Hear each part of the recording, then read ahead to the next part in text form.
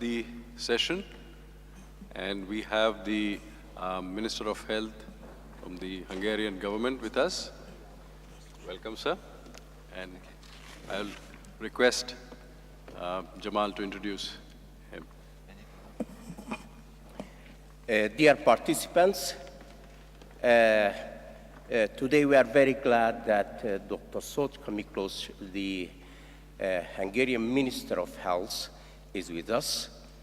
I'm very glad that he came, and he is going to address the Congress and highlight his opinion and his clean and concrete plans for the role of day surgery as a tool in the acceleration process to be as one of the accelerators of day surgery in Hungary, the accelerators of day form of healthcare reform that should be and should take place in this country as well. Thank you very much, His Excellency, Dr. Sotka Miklós. Yeah. Thank you very much for the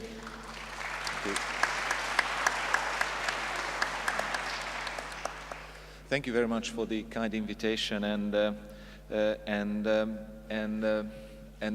reason that I took this opportunity to come and talk to you is to emphasize the Hungarian government's commitment towards outpatient services, one-day care, one-day surgery, ambulatory surgery in general, and I would like to stress some of the aspects. The Hungarian participants possibly know that the Hungarian health policy document is named after one of our famous gynecologists, Semmelweis, a 19th century gynecologist, and the Semmelweis plan itself is a core document that represents that Hungary wants to move away from the hospital-oriented care towards the more primary care or outpatient services-oriented healthcare service. And if you followed the structural changes in the Hungarian healthcare provision system, that I think 14 hospitals changed their functions, and they changed from acute care hospital towards outpatient or one-day care type institutions plus chronic care institutions, then you see that the structural changes that already happening in the Hungarian healthcare are following this track. Back in 2011, we introduced 120 new procedures in the one-day surgery and one-day care world. So there was a quick progress in 2011. And in the coming year and the coming months, we would like to follow this trend.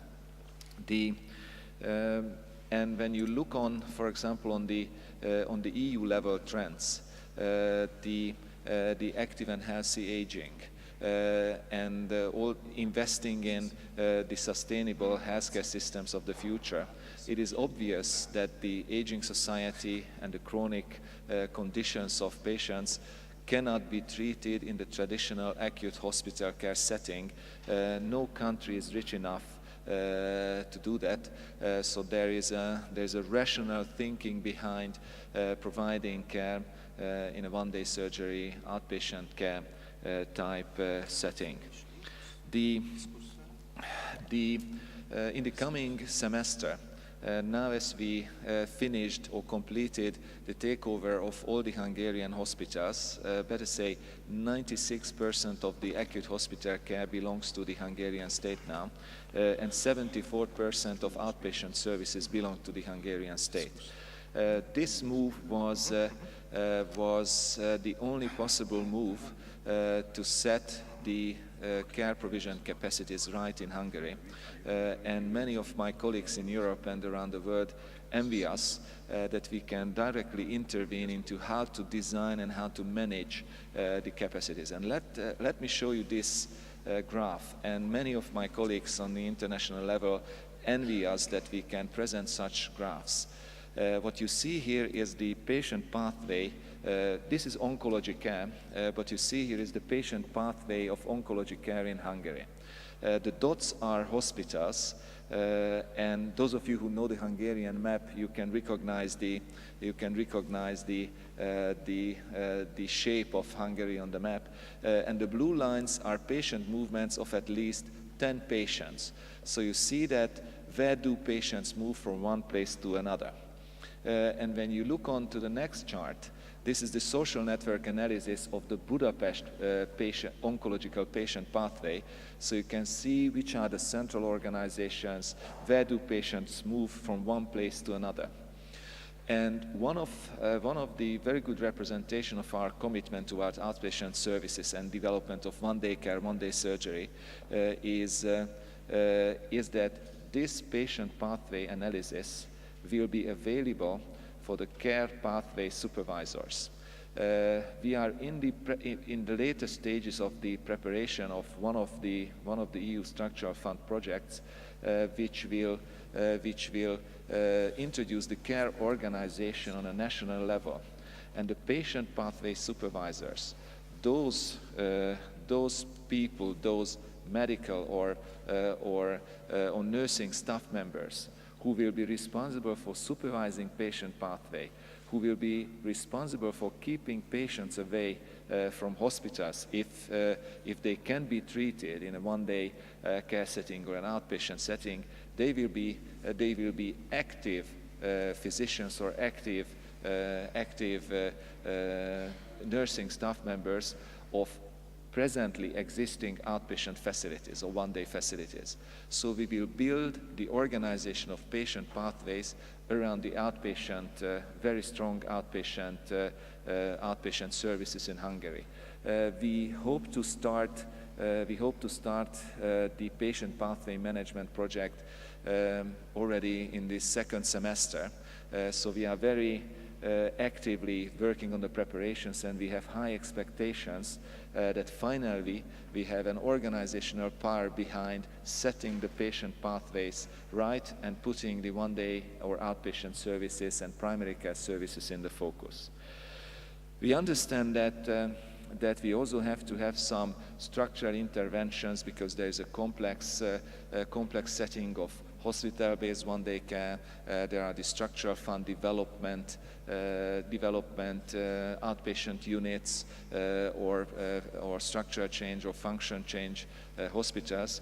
So we understand that we have to do some organizational work, organizational homework in the second semester, and we also have to put the incentives right. We have to set the incentives right, and the basis of changing or setting the incentives right will be the 2011 developments. So we would like to open the doors, and we would like to have a wise but progressive attitude towards opening up the one-day care world.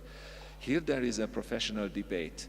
During the setting the progressivity levels last July, we had a long debate with the professional college because we wanted more procedures to be allowed to practice in one-day care setting, but the professional college and possibly some incentives did not allow such a progressive step. But I think there will be a professional debate, and the one-day care world is reaching a certain level of maturity, so we can move forward, and the coming year will prove that we will take those necessary regulatory and setting the incentives right steps that are very much expected by the professional community.